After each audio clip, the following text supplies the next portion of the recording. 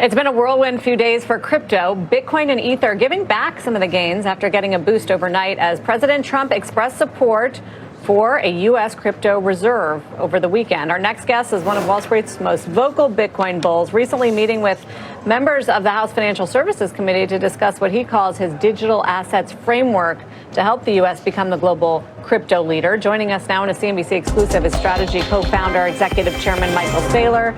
Strategy announcing this weekend it delivered a Bitcoin gain of $2.6 billion so far this year. Michael, it's paid to keep buying no matter what.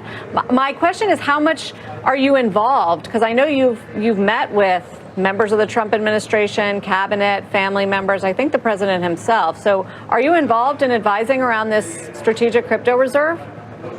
I've met with a bunch of senators on the Democratic and the Republican side, a bunch of Congress people, a few members of cabinet, a few members of the administration, and anybody that wants to talk. You know me, for the last 4.5 years, I'm willing to talk about Bitcoin to anybody, anywhere in the world, every day.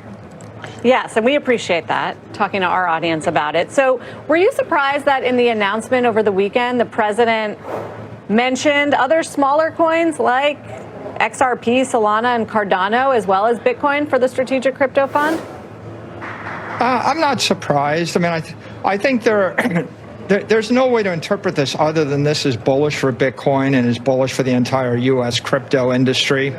You know, there are conservatives that view the right path forward as just a Bitcoin-only policy because Bitcoin is a commodity, an asset without an issuer, a neutral asset, and there's no controversy. But the president's adopted a more liberal economic policy, and that's his right. He's president of the United States. Yeah, no, I'm sure you would have preferred it, though, if it was a Bitcoin-only fund. You know, I believe that the best thing for the country is to move forward with an enlightened, progressive policy toward digital assets. I think it's worth $100 trillion to the United States, and ultimately there's 4 different assets that people need to come to grips with. A digital commodity like Bitcoin, an asset without an issuer, backed by digital power. A digital currency like a stable coin backed by a fiat currency equivalent.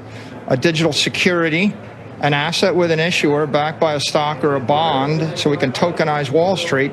And then a digital token, which is an asset with an issuer that's backed by digital utility. I think everybody's trying to come to grips with that taxonomy. And as the market gets more educated, we're going to see more progressive, constructive policy engagement. But as it relates to the crypto fund, I guess, one thing people are going to try to figure out, and what the White House is going to have to explain, is why we need that. I get that you think the price of Bitcoin is going up sharply, and you've definitely put your money where your mouth is, but it is still a speculative asset. So is it just about investment gains for the U.S. government, or is there another strategic reason, say like oil, we have that, where we would need this? The key to keep in mind is that Bitcoin is not competing with the dollar. It's competing with international real estate, global equities, expensive money managers on Wall Street, and any long-range investment that somebody makes. And so right now we're about $2 trillion in Bitcoin. It's going to 20 trillion, then it's going to 200 trillion, then it's growing 20% a year. And that capital is coming from overseas. It's coming from China, from Russia, from Europe, from Africa, from Asia, from the 20th century to the 21st century. So what's compelling about it is if the United States takes a position in the emerging crypto economy, if it buys up 10, 20% of the Bitcoin network, we're going to pay off the national debt. And so why wouldn't that be in the interest of the United States? I guess the question would be, we're dealing with instruments that historically, Michael, have had drawdowns of you name it. I mean, 20, 40, 50%. How much risk or what would that do to sentiment if, in fact, that was a paper loss, even momentarily, for the government? I don't think anybody's ever lost money in the Bitcoin network holding 4 years. The United States' best investments are Alaska, Mexico, California, and Louisiana, and Manhattan. We're still holding them hundreds of years later. It's a nation state. So presumably, you want to buy Bitcoin, you want to hold it for 100 years. You know where the future's going. The AIs, the foreigners, the Europeans, the 20th century capitalists, they're all going to cyberspace. And so the United States has the ability to buy this for a nickel and pay off the national debt. It'll be the greatest economic program of the 21st century for this country. How do you think it gets funded? I mean, I think that I'd leave that to the president's working group. They'll eventually decide what they want to do and the scale they want to do it. There are a dozen people on it, the head of the Treasury, the SEC, the CFTC, Commerce, the Attorney General. The president, I'm sure, will opine. Yeah. I'm sure you'll have leadership from Tim Scott and French Hill, both the Republicans and the Democrats. Everybody's going to have their opinions. It's above my pay grade to decide. But what I would say is this. We bought Manhattan for 60 guilders. It was a good trade. We bought Alaska for $6 million. It was a good trade. We paid $40 million for 75% of this country. It's a good trade. We can afford it. We should buy the future. I mean, but what? And you've done this before. You've talked about this before. But comparing a cryptocurrency digital asset that is still considered highly speculative to American cities and states. Well, Bitcoin's not highly speculative to the 500 million people in the crypto economy. It's the best performing asset in the past 15 years, and generally the best performing asset every single year. My company's gone from a $250 million investment to almost a $50 billion position in 48 months. So clearly, there's enormous economic energy in this asset. It is probably the most certain thing in the financial universe if you have a long time horizon. I have another sort of, and this might be like a legal question, but as this becomes more adopted, and if we're talking about a strategic Bitcoin reserve or crypto reserve, how do you prevent insider trading, front running? You know, there's no insider trading laws because they're not securities. So Trump can just, tweet about X coin and someone can front run it. The reason that there's so much support for a commodity like Bitcoin is it is an asset without an issuer. No entity controls it. No entity runs the network. No entity can change the protocol. No entity has enough power to impact the market trading of that protocol. That's actually why most of the focus is on the digital commodity. And that's what makes Bitcoin special. Satoshi was the insider. He left 1 million Bitcoin for all of humanity forever and walked away without ever benefiting. And that's what makes Bitcoin special. Do you think that any other asset should be in the strategic crypto reserve?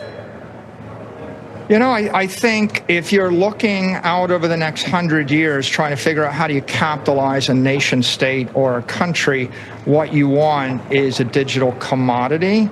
But if you have a sovereign wealth fund, then I think it's well within the rights of the leader of the nation to decide to put, proprietary assets, securities, tokens, and the like into it.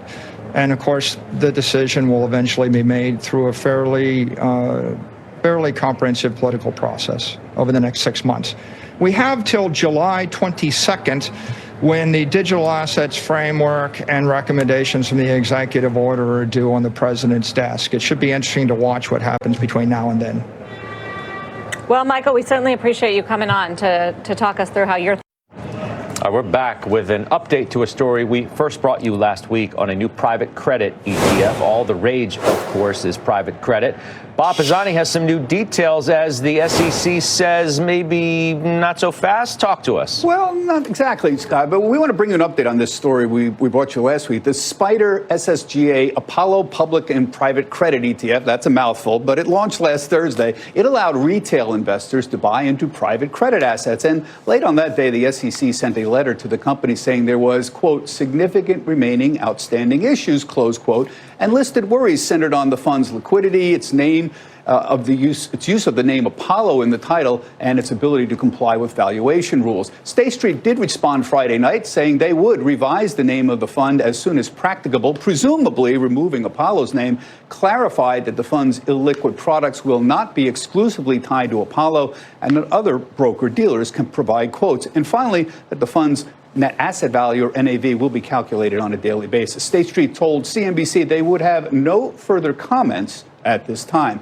Still, trying to get private credit and private equity into an ETF wrapper is all the rage right now. Let's talk about this with Joanna Gallegos. She's the co-founder of BondBlocks. She recently launched a competitor, the BondBlocks Private Credit CLO ETF. Joanna, I want to talk to you about your fund, but I got to ask you about this. You had a lot of experience filing ETF registrations. You know a lot about this. You know a lot about the SEC. It seems to me unusual for a fund to become effective and then get a lot of questions after the fact from the SEC. Is there any sense of what happened here? I know this isn't your fund, but can you educate us a little about the process? It's very notable. It's not that it has never happened, but it's a notable part of the process where usually issuers want to satisfy those concerns of the SEC as they're bringing them up in the registration process. That makes sure that, you know, in the way you're going to run your compliance programs, the way you're going to run your portfolio, everything's buttoned up before you go effective. So while it's a technicality that, you could go effective before you satisfy some of those questions, it's more of a standard best practice, good relationship with the SEC, and also sort of translates to investors' due diligence that they understand that everything went through to the satisfaction of the oversight of the SEC. And people have to understand, normally when you apply for a fund, it's 75 days usually. It will become effective unless there is issues that the SEC might have. They did have some issues. Yeah. They were extending it a few times, but then they just went public, and then afterwards they had, we have other issues. That's what's a little unusual to me, right? Like I said, it's a technicality in the registration process.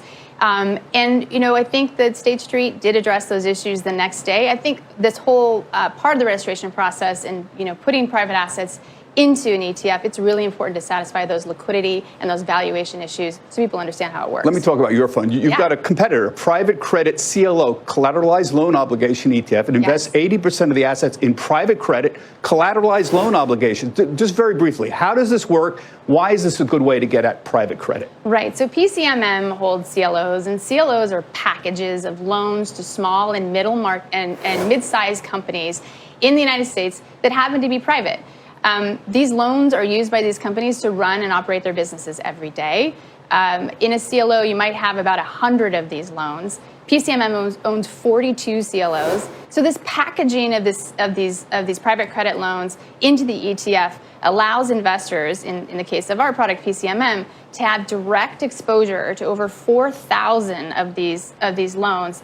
The coupon payments that are much higher in these loans, and so higher coupons. Low duration, ultra low duration, and true diversification. This is a hat trick of a product. Enlighten us. When you buy into private credit like this, what exactly are you getting? How do you use something like this in your portfolio? What place does it have? Okay, for the viewers, explain this to them. So first, it has a very attractive yield profile. This portfolio is yielding over 8% at this moment. But that true diversification point, I want